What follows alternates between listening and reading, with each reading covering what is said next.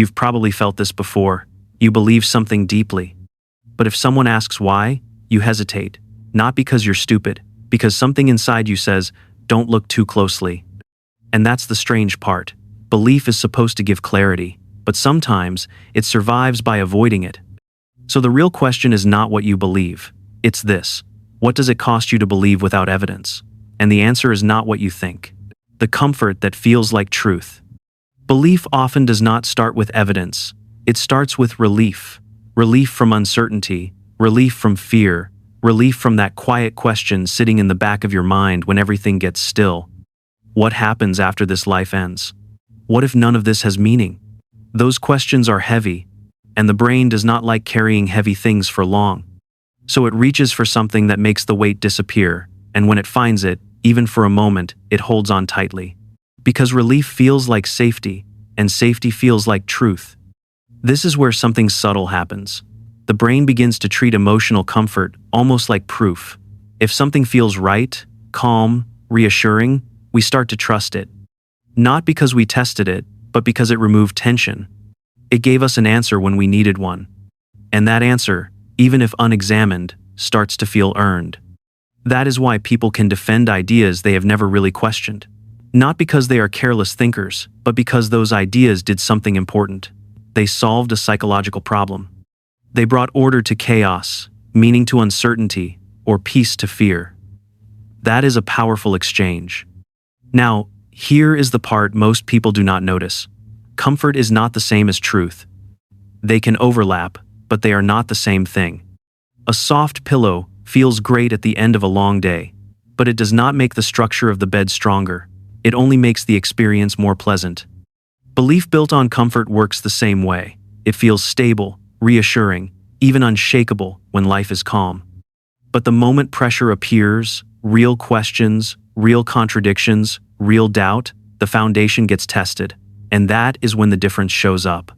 Because pressure does not create weakness, it reveals what was already there. And pressure always shows up, whether we invite it or not. The fear of looking too closely. Most people do not reject evidence. They avoid it. That may sound similar, but it is not the same thing. Rejecting means you looked and disagreed. Avoiding means you never let it get close enough to challenge you. And deep down, people sense why. Because there is a quiet, unsettling question hiding underneath it all. If I question this, what else might fall apart? That question carries weight. Not just intellectual weight, but emotional and personal weight. It touches everything at once. Belief is rarely just an isolated idea. It is tied to family traditions, cultural identity, a sense of purpose, sometimes even a moral framework. It shapes how you see yourself and how you see the world. So, when you start pulling on one part of it, it does not stay contained. It spreads, like pulling a loose thread on a sweater. At first, it seems harmless. Then suddenly the whole thing starts coming apart in your hands. And now, you are not just questioning one belief. You are facing the possibility that large parts of your life were built on something uncertain. Most people do not want that moment. Standing there, mentally holding what used to feel solid, thinking this used to define me, that is not a comfortable place to be. So the brain adapts. It builds defenses, not obvious ones, but subtle and effective. You pay attention to ideas that support what you already believe. You dismiss or ignore ideas that challenge it. You feel a quick emotional reaction when someone questions your view, even before you fully process what they said. These are not signs of weakness or lack of intelligence. They are protective mechanisms. The brain is trying to maintain stability. It is trying to keep your sense of self intact. But protection always comes with a trade. Because the same walls that block discomfort also block new information. They keep you safe, but they also keep you limited. And over time, that limitation becomes invisible.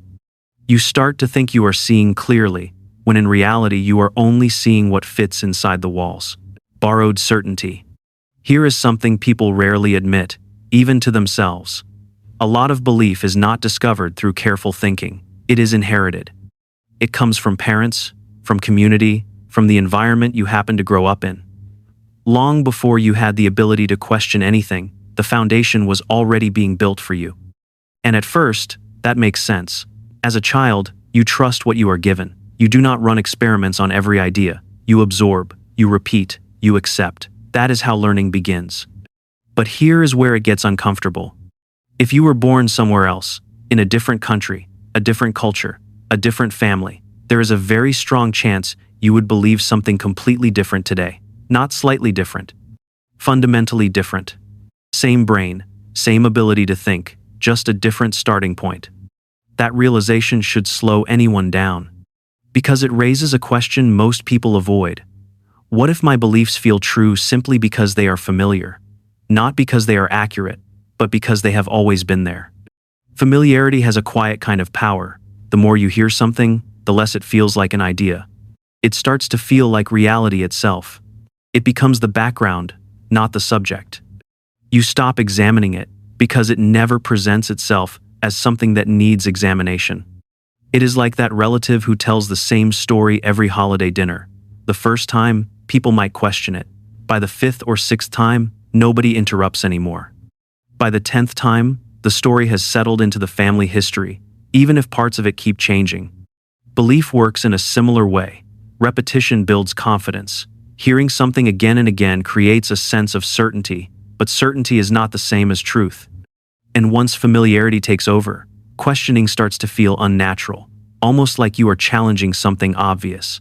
But obvious is not always correct. Sometimes it is just well rehearsed. The hidden trade. Believing without evidence feels free at first. It feels like you have found solid ground without doing the hard work of searching. No confusion, no long nights thinking in circles, no uncomfortable questions that refuse to settle. Just certainty, clean and simple. But it is not free. You trade something for that certainty, and most of the time you do not even notice the transaction happening. It is quiet, gradual, almost polite in the way it takes things from you. First, you trade curiosity. The urge to explore starts to fade because you already feel like you have the answer. Why keep digging if the conclusion is already set? The questions that once pulled you forward lose their energy. Then you trade the ability to say, "I do not know." And that might sound small, almost harmless. But it is not. That sentence is the starting point of every real discovery. It is the doorway to thinking. Without it, the mind closes in on itself. When you cannot admit uncertainty, you stop exploring new ideas. You stop questioning what you hear. You stop adjusting when something does not quite fit. Growth slows down, not because you reach the end, but because you convinced yourself there is nowhere else to go. And slowly, life changes direction. It becomes less about discovering what is true and more about defending what you already believe. Conversations turn into battles. New information feels like a threat instead of an opportunity. Even doubt becomes something to suppress rather than examine. It is like locking yourself inside a house and throwing away the key, then telling yourself you are safer this way. And in some ways, you are. There are fewer surprises, fewer disruptions, fewer moments where everything feels uncertain. But you are also limited. Because safety without openness is just another form of confinement, and the longer you stay inside, the harder it becomes to remember that there was ever anything beyond those walls.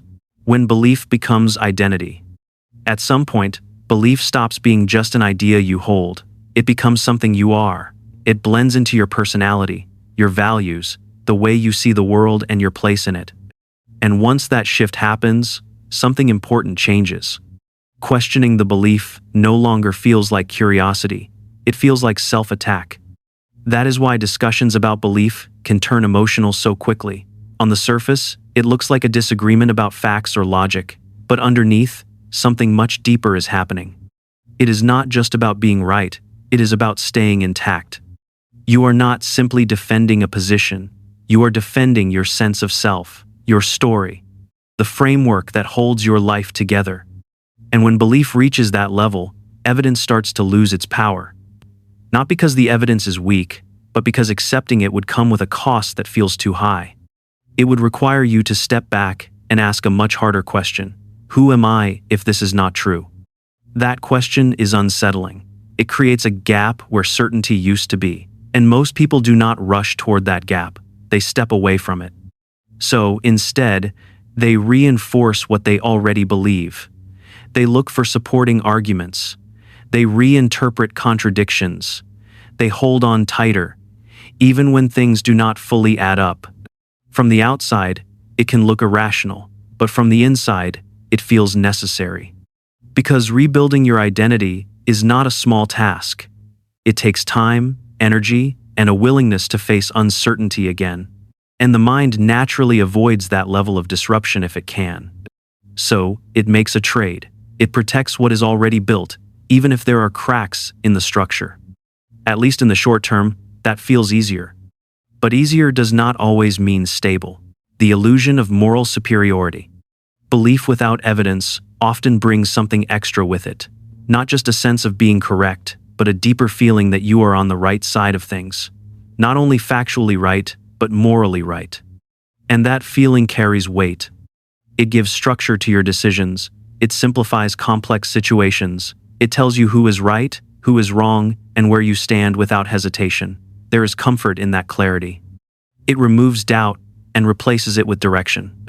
It also creates a clear division. Us and them. Those who see the truth and those who do not. And once that line is drawn, everything becomes easier to sort. You do not have to wrestle with every situation. You already know where it belongs. But this is where the problem begins. When morality is tied directly to belief, instead of something grounded like evidence or empathy, it starts to harden. It becomes rigid, less open to revision, less sensitive to nuance. Questioning it feels unnecessary, sometimes even wrong. And in that state, it can become dangerous. Because history shows a pattern that is hard to ignore. Many people who caused harm were not confused or uncertain. They were convinced, completely certain that what they were doing was justified, even necessary. That certainty gave them confidence. It removed hesitation. It allowed them to act without questioning the consequences deeply enough. But certainty alone does not make something right. It only makes it feel right. And that is the hidden risk. When belief provides both the answer and the moral validation, there is no external check, no reason to pause and reconsider. The system closes in on itself. That is why certainty without evidence can be so persuasive. It feels complete, it feels final, and it resists change. Sometimes it leads to good outcomes. Sometimes it does not. But the danger is not in belief itself. It is in believing so strongly that you stop asking whether you should. The quiet cost you don't notice. The biggest cost of believing without evidence is not loud or dramatic. It does not show up as a crisis or a sudden collapse. It is subtle, almost invisible. And that is exactly why it lasts so long. You do not wake up one morning thinking your thinking has become limited. There is no clear signal, no warning sign flashing in front of you. Everything feels normal, stable, even. But the change is happening. It shows up in the questions you never ask, not because you cannot, but because it does not occur to you that you should. Certain topics feel settled before they are even explored. Curiosity fades in areas where it matters most. It also appears in how quickly you dismiss ideas.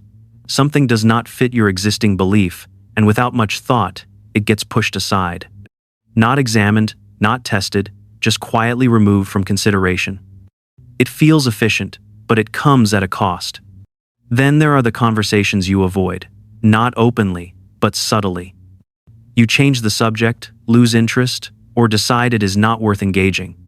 Over time, your world becomes filled with voices that sound like your own. Agreement becomes common, and challenge becomes rare. And slowly, without noticing, life becomes smaller. Not because reality has shrunk, but because your understanding of it has. Your map of the world becomes narrower, more predictable, easier to navigate, but less accurate. The strange part is that it does not feel limiting from the inside. It feels like clarity. Things seem obvious, certain, settled. And that is the trick. Because when limitation feels like clarity, you stop looking for anything beyond it. The moment everything changes. At some point, if you are honest with yourself, something shifts. It is not loud or dramatic. It starts small. A crack appears. A question that lingers longer than it should. A contradiction that does not fade, no matter how many times you try to explain it away. You notice something does not fully line up. Belief says one thing, reality suggests another. And for a moment, you feel that tension. Not enough to break everything, but enough to make you pause. And now there is a choice. You can ignore it, push it aside, distract yourself, return to what feels familiar. Most people do, not because they are incapable of facing it, but because ignoring it is easier. It keeps life stable, predictable. Or you can follow it. And following it is not comfortable. It leads you into uncertainty. It forces you to admit that something you trusted may not be as solid as you thought. That realization comes with a cost. You lose certainty. You lose that clean, simple feeling of knowing exactly how things are. You lose the comfort of having all the answers ready. But something else starts to take its place. It is quieter, less obvious at first, but much more stable over time. You begin to think more clearly, not because everything is certain, but because you are no longer avoiding what is unclear. You learn to sit with questions instead of rushing to silence them. And that changes how you see everything. You become less reactive, less defensive, more open to adjusting when something does not fit. It is not about replacing one belief with another as quickly as possible. It is about building something that can actually hold under pressure. That is the difference. Certainty feels strong until it is tested. Clarity that comes from honest thinking holds even when it is uncomfortable. And once you experience that difference, it is hard to go back. Believing without evidence is not really about being right or wrong. It is about what you quietly give up just to feel certain. Certainty feels safe, like having a map that promises you will never get lost. But a map is only useful if it reflects reality, not just what you hope is there. Truth does not adjust itself to protect your comfort. It does not rush. It simply waits, patient and unchanged, whether you look at it or not. And at some point, if you allow yourself, you begin to look more closely. Not to destroy what you believe, but to understand it, to test it, to see if it can stand on its own. That is when something shifts. You start to realize the fear was never in the truth itself. It was in the act of turning toward it. And once you face that directly, something opens up that certainty alone could never give you. Clarity that does not depend on avoidance.